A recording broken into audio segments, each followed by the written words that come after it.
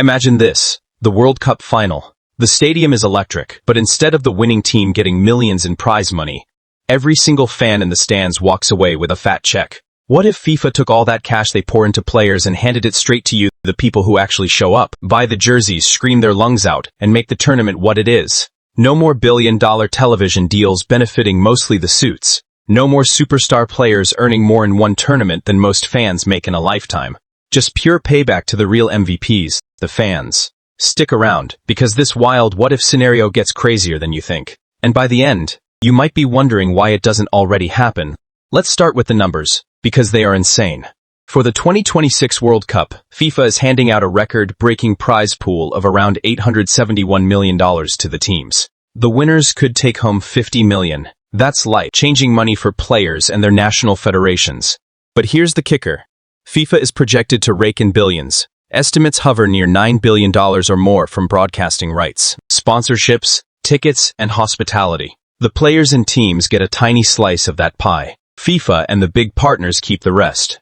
Fans, you're paying premium prices, tickets that can run thousands of dollars, flights, hotels, overpriced stadium food.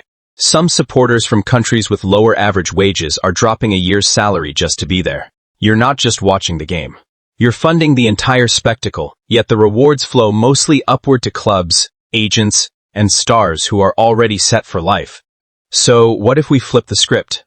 Picture this. FIFA announces they're redirecting the entire player prize pool. Let's say that $871 million directly to fans. How would it work? Simple lottery tied to ticket purchases. Buy a ticket. Get entered. Or maybe every verified fan who attends or watches legally through official streams gets a share.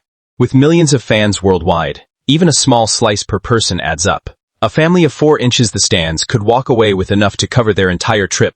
Or imagine cash prizes. Random draws for 10 grand, 50 grand, even $1 million jackpot for one lucky supporter. Suddenly, the World Cup becomes the ultimate fan festival. People aren't just going to watch Messi or Mbappe. They're going with a real shot at winning big themselves. And the players, they're still paid by their clubs. The national team pride remains. But now, the tournament isn't just about their glory. It's about celebrating the people who make the atmosphere unforgettable. Think about the energy in the stadium. Fans already create the magic. Now, they're invested financially too. Every goal isn't just for the team, it's pumping up the chance for that fan section to cash in. The chance would hit different, but let's be real. This would get wild. First, the good stuff.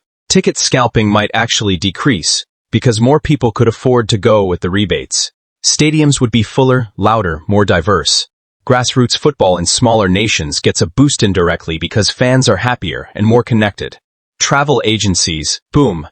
Local economies in host cities explode even more. Merch sales go through the roof when fans feel like co-owners of the party.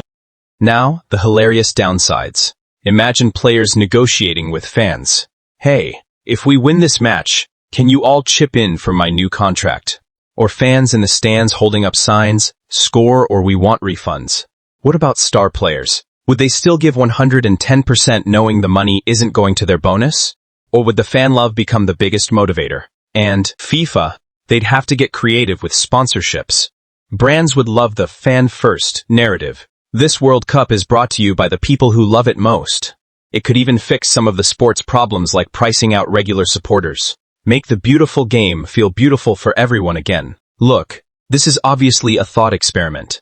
FIFA isn't suddenly going to become a charity for fans. They have development programs, infrastructure, and yes, plenty of overhead. But it makes you think. The World Cup generates insane wealth because of global passion.